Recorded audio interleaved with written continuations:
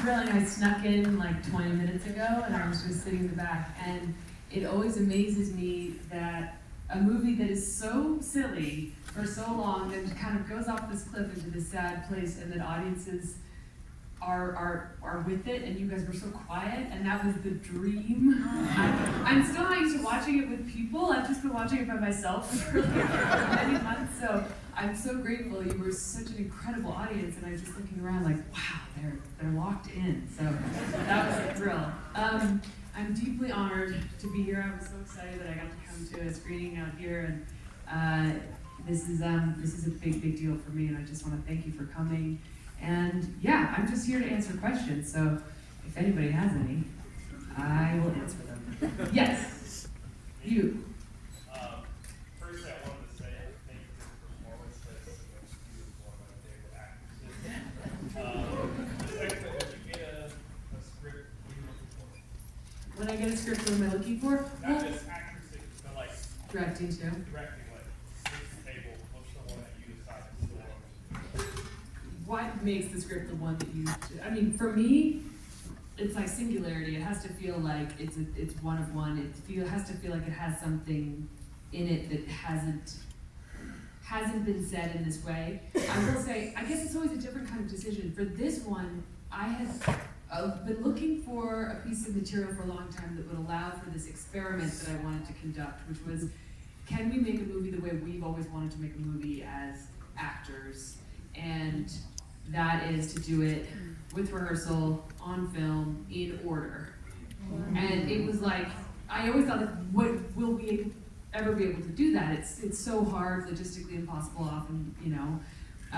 But this one I was like, wait, this could work. This could work for the experiment, because it was one location. And in fact, I think a lot of people were nervous about taking this on because it was one location. And it was a classic example of like turn the challenge into the asset. And I knew that this one would allow for this kind of experimental process. And so in this case, that's what grabbed me with this one. Yes. Who were the writers on this? Were you involved in writing? So Rashida Jones and Will McCormick are the ones. Rashida and Will wrote this inspired by a Spanish film called Sentimental. In the States, it was released as The People Upstairs. And that is made by a director named Sesque. He also wrote it. He's Spanish. It's based on his play, which you can tell it's a play.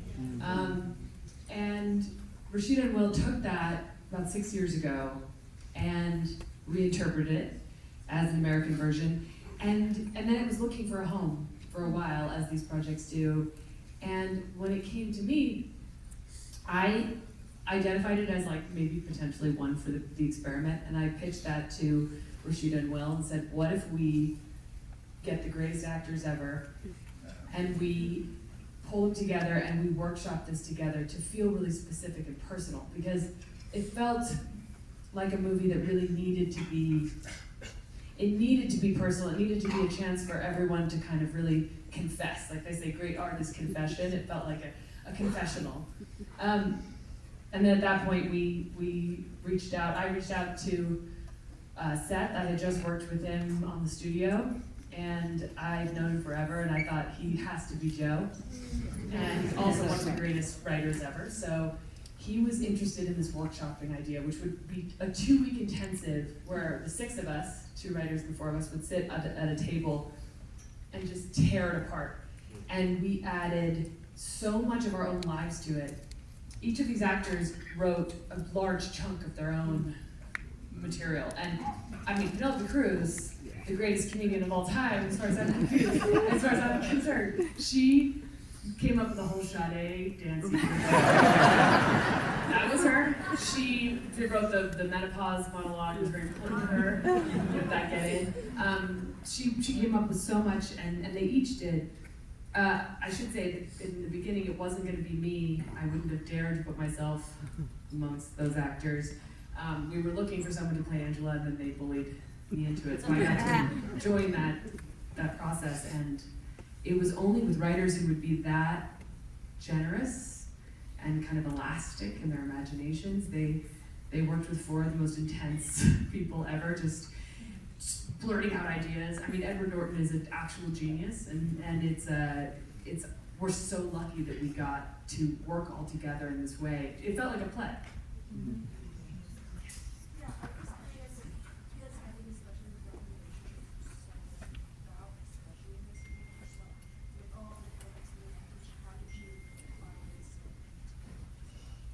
That's how do we find ways to contain it? Because the subject of love and relationships is endlessly expansive.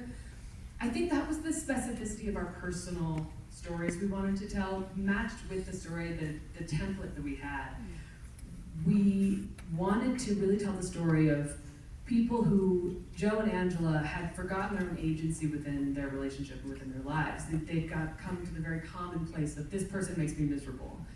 And so we worked within the confines of like that specific problem. And can you love someone so much and actually be linked to it with a lot of qualities that make them great together, but they've lost their identities? I mean, Ariane Phillips, who designed the costumes, was obsessed with the idea that Angela's shirt actually blends in with the walls because she's just lost her identity entirely.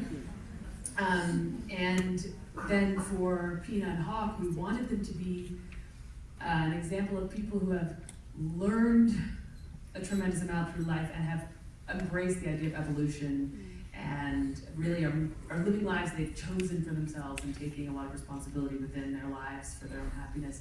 In the original script, those two were much younger, and it was a little bit more like the sad middle-aged Joe and Angela had hot young neighbors upstairs, and it was a little bit yeah, but it's kind of interesting to think about what if they're not sexy and free because they're young.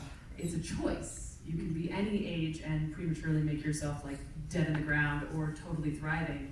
And so that was a choice we made. Mm-hmm. Yes. Yeah. I loved the film. I loved all the frame shots and all of the mirrors that you used, and I was hoping you could speak on that. Yes. Can I ask how old you are? I'm 17. 17. I can't wait to tell everyone that a 17-year-old loves it. I'm so happy right now. The production designer, Jade Healy, who is a master, when we first met, and I said to her and Adam New-Barbera, our cinematographer, our challenge here, guys, is the one apartment that we will exist in, and how do we not make that super boring and claustrophobic unless we want it to be claustrophobic. And Jade said, let's use mirrors and frames within frames. The idea, as you pointed out, of when we frame them within the actual frames of the house, how we would separate them with architecture, and then also within the framing of the camera, make decisions about how close to each other they could feel. There's an intentional choice at the beginning where Joe and Angela very rarely exist in the same frame, and when we do, we're not looking at each other unless we were just screaming at each other. And it was really fun to design that with this brain trust, but it was very intentional. I remember Adam saying, we will turn the close-ups into landscapes, and the audience will feel like they've gone on this journey. Yes? Yeah, fantastic film. I feel the score was impeccably used to augment the dialogue and certain scenes that drop out and others. Wonder if you could speak a little bit about the collaboration involved in that. Yes. So Dev Hines is our composer. If any of you are familiar, he also knows Blood Orange. It's amazing. And I really wanted to be bold with the score. That's kind of my taste. I love that, and I loved the idea of the music representing the kind of high-stakes emotional world versus this kind of very seemingly low-stakes domestic situation. And then emotionally, they were in a high-stakes war drama. And there were times when we were building the score where it felt like we were doing There Will Be Blood. It was so intense. And it's all done on one cello. He's a cello. So the whole thing is one cello, and sometimes we would layer it, but he himself is a film lover, and he was so emotionally involved in the character's journey that when it was, let's say, Joe freaking out about the window reveal that she's been walking nude in the window, I would say you have to put all of Joe's rage and anxiety into that, and the cello is unique that it kind of sounds like a human, and so you could really get the kind of guttural, real breathy rage or the kind of lighter, more kind of restrained, romantic sounds. But it was great. I mean, there were times when my financiers were like, "What is this score? What are you doing?" Because I would just send pieces and it would just be like, dun, dun, dun, dun, dun, dun, dun. And they were like, "We thought this maybe would be kind of like a funny romp." And I was like, "Yeah, sort of." But I think that everyone can connect to the idea that you could be dealing with something just on the outside seems relatively kind of normal and low stakes, and inside you are living in a great drama. So that was so fun. Yes? Thank you. Yeah, what are you passionate about, and like why do you do what you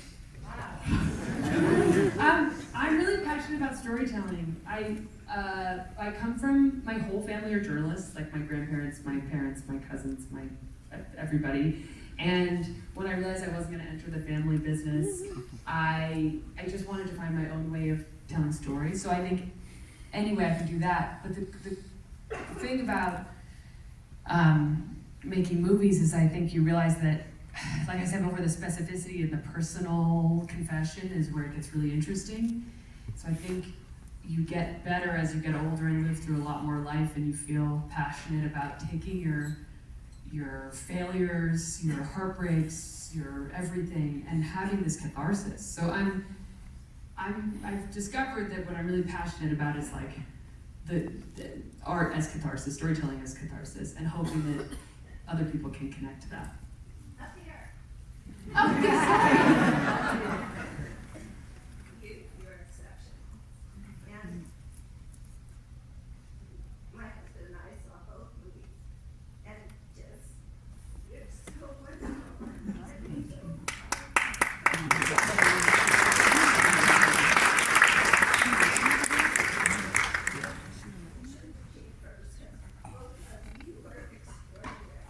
Thank you. She and her husband saw both this and I Want Your Sex, which is another sex. Thank you. That one is Greg Araki's film, of course, and it's so funny because the character couldn't be more different, but I do believe that these two women are the different sides of my personality. I am a dominatrix and also a anxious, just tortured soul. And I think all of us are both those things. So this, I Want Your Sex came first, and then I went into production on this, and it was really funny because it was like a complete shift. But what was so cool is I had just had the opportunity to observe Greg Araki and the way he directs, and I always say now, like, acting for me is espionage because I get to spy on other directors and see how they work and steal ideas. And it was so interesting because he just approaches things so differently, and I found myself just so inspired, feeling so lucky that I get I got to work for a director like that and then go try doing it myself again. And I mean, the joy to bring both films to Sundance was like the greatest experience of my life. This has been the best weekend of my entire life.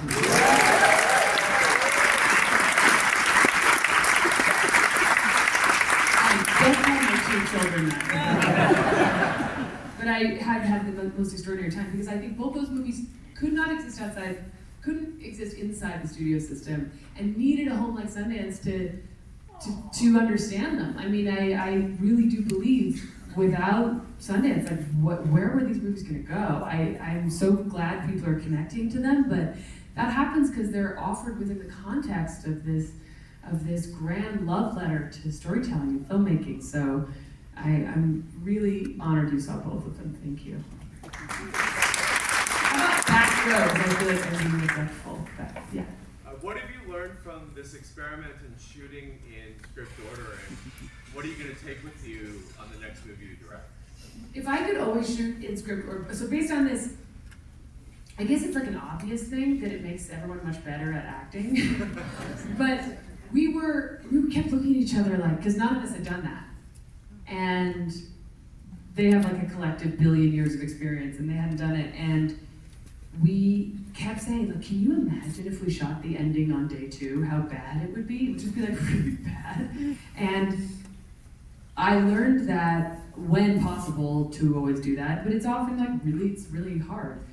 But to understand the emotional map of something, to be able to remain really sensitive to how things are changing and to allow the film to evolve during production, I think that can exist even out of, sequential order, chronological order. The idea that you have to really understand what's happening and let it change as you go. And I think this was an extreme example of that. We would, we'd be in one scene and then feel something and say like, well, based on that happening, like, tomorrow's scene is that's different now, because we could almost like feel the audience's energy. Our dream was that by the end we would earn that silence I was talking about, and it was not a guaranteed thing. It would have been easier just to kind of do less of that. So I think we knew we had earned that only because we had experienced it in order, and we were like, wow, we've done a lot of yelling. We could probably shut up for a while. 2 more questions. 2 more. You. Yeah.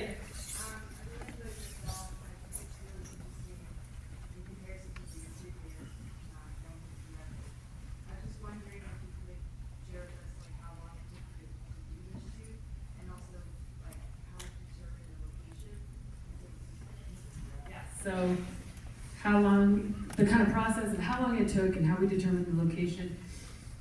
This one, like I said, had been in development for like 6 years, but once I came on board, I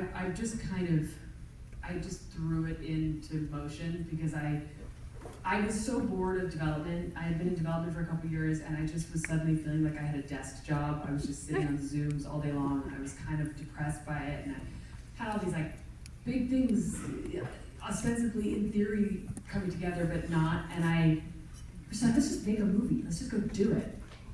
So in November, I signed on to do it, and we shot in April. And that was April 2025, so that all moved really fast. Location, so it was set in San Francisco in the script that I received, and I was like, that's cool, we can keep it in San Francisco.